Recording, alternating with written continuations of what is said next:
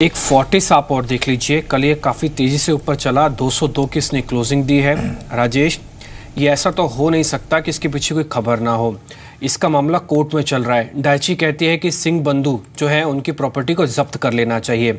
ये ना कहीं से कोर्ट से शायद कोई खबर लीक हुई है या इंस्टीट्यूशनों को कहीं से पता लगा है कि शायद हो सकता है फोर्टिस के हक में फैसला आ जाए। हालांकि कुछ हाथ बदला भी हुआ है, लेकिन वो 190 के रेट पे हुआ है। उसके बाद भी ये शेयर 202 पे चला। पॉजिटिव न्यूज़ फ्लो कहीं नहीं दिखा दूर दूर तक, लेकिन ये लग रहा है कि बहुत ही स्मार्ट और टिपिकली इंसाइडर न्यूज़ की वजह से ये 202 के लेवल पे आ गया है। ये कई महीनों का ब्रेकआउट भी है। इसलिए मैं आपसे पूछ रहा हूँ कि फोर्टिस में करें क्या। न्यूज़ फ्लो हमको शायद लगता नहीं कि पॉजिटिव आएगा, लेकिन कल के मूव को देख के ऐसा लगता है कि आपकी धारणा गलत भी हो सकती है।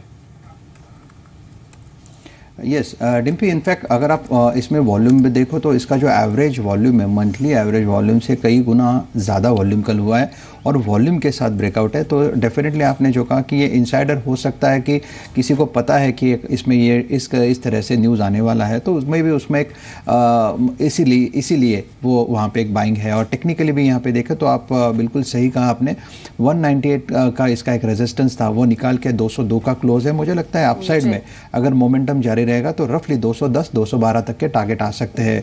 तो it's a momentum counter, it's a trader counter purely. तो अगर आज के लिए काम करना है तो आपका जो स्टॉप लॉस है वो 198 पे डाल दीजिए और उसमें ट्रेड करिए। जी, अब ग्रुप फाइनेंस की बात कर लेते हैं। कल बाजार बंद होते होते नंबर्स आए थे ग्रुप फाइनेंस के और एक बार फिर से कंपनी ने काफी स्ट्रॉन्ग नंबर्स पोस्ट किए हैं। 26% का इंप्रूवमेंट नेट प्रॉफिट्स में रहा है, स्टेबल एसेट क्वालिटी रही है और नेट एनपीओ तो इनफैक्ट मिल रहे हैं। तो काफी अच्छे नंबर्स ग्रुप फाइनेंस के रहे हैं और इसी पर बातचीत करने के लिए मिस्टर सुदीन चौकसी हमारे साथ मौजूद है, जो कि एमडी और सीईओ हैं ग्रुप फाइनेंस के। Mister Choksi, good morning, welcome to Zee Business and congratulations. एक बार फिर से काफी स्ट्रॉन्ग नंबर्स कंपनी ने पोस्ट किए हैं। अब क्वेश्चन ये है कि जितनी स्ट्रॉन्ग परफॉर्मेंस हमने इस फाइनेंशियल ईयर में देखी है, क्या वो मोमेंटम आगे भी कंटिन्यू होगा? लोन ग्रोथ या फिर जो लोन पोर्टफोलियो है उसको लेकर आउटलुक क्या है? आई थिंक जो एनवायरनमेंट क्रिएट हुआ है गवर्नमेंट पॉलिसीज के लिए फॉर अफोर्डेबल हाउसिंग और इंटरेस्ट रेट्स का जो डिक्लाइनिंग सिनेरियो हुआ रहा है, वो हिसाब से तो एनवायरनमेंट तो अच्छा ही है और आगे बढ़ते हुए performance should be better than the last year. That is how I see it today. ठीक है। अच्छा मिस्टर चौकसी, आपने जो अपना एनपीएस को नील कर दिया, ग्रॉस एनपीएस को भी काफ़ी हद तक घटा रहे हैं आप। ये तो खैर एक रोल मॉडल तो बन रहा है, दूसरी फाइनेंस कंपनीज को भी आपसे सीखना तो चाहिए। देखिए कैसे अच्छा बिजनेस को जनरेट किया जा सकता है। मैं आपसे एक और सवाल पूछना चाहता हूँ। अभी अफोर्डेबल हाउसिंग को लेकर सरकार बहुत काम कर रही है। टिपिकली आपकी जो कंपनी है ना, ये 15 से 20 लाख वाले सेगमेंट को भी काफ़ी फंडिंग करती है। इसमें कितना ग्रोथ देखते हैं आप? मैं परसेंटेज टर्म्स में पूछ रहा हूँ और इस लिहाज से पूछ रहा हूँ कि आगे चल के क्या बिजनेस में आउटलुक स्पेकुलेटिव तो नहीं होने वाला है, एक स्टडी ग्रोथ दिखेगी? देखो, गवर्नमेंट पॉलिसीज एकदम कंड्यूसिव है। आई थिंक ये सेगमेंट में सप्लाई का इश्यूज था। अभी जो पॉलिसीज अनाउंस की है उससे डेवलपर्स को थोड़ा पॉजिटिव एनकरेजमेंट मिला है।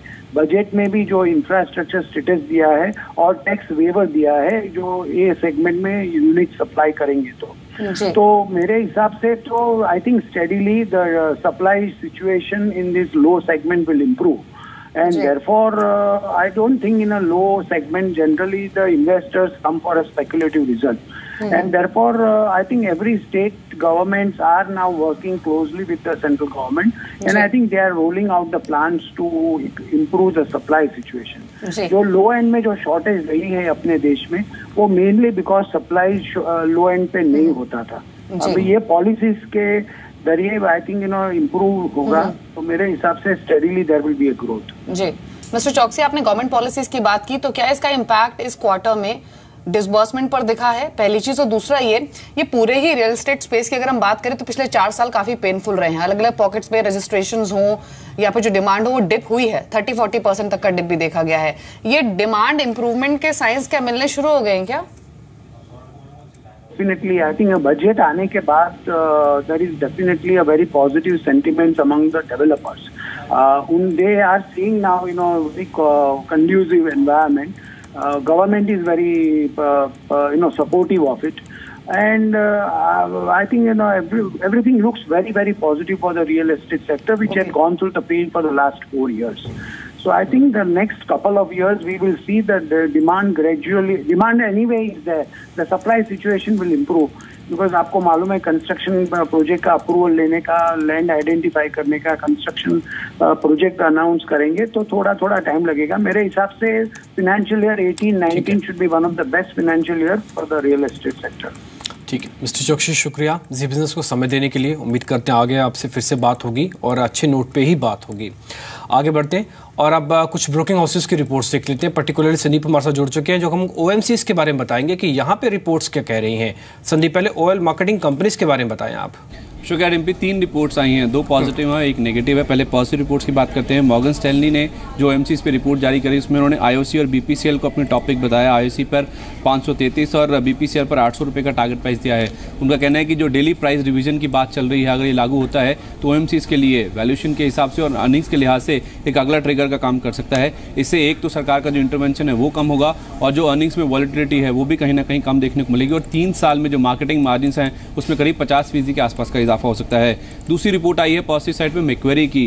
तीनों OMCs पे IOC, BPCL, HPCL पर आउट परफॉर्म रेटिंग के साथ उन्होंने कवरेज शुरू करी है। BPCL का टारगेट 860 रुपये, HPCL का 650 रुपये और IOC का 550 रुपये का टारगेट प्राइस दिया है। यहाँ से मौजूदा लेवल से देखिए तो 25 से 30% के आसपास की अपसाइड तीनों शेयरों में नजर आती है और उनका ये कहना है कि बुल केस सिनेरियो में अगर सिंगापुर GNOs में इंप्रूवमेंट होता है वो इन तीनों OMCs के लिए काफ़ी बड़ा पॉजिटिव होगा और इस केस में BPCL के जो टारगेट्स हैं वो करीब 1030 तक के भी देखने को मिल सकते हैं। लेकिन एक तीसरी रिपोर्ट CLSA की आई है, वो नेगेटिव साइड पे है।